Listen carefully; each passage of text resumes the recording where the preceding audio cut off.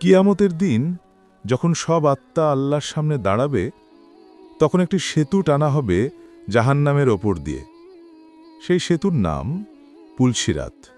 নবী সাল্লাল্লাহু আলাইহি ওয়াসাল্লাম বলেছেন, পুলসিরাত চুলের থেকেও সূক্ষ্ম আর তলোয়ারের থেকেও ধারালো। নিচে ভয়ঙ্কর আগুন জ্বলছে, ওপরে অন্ধকার, নীরবতা আর ভয়ের নিঃশব্দ শব্দ।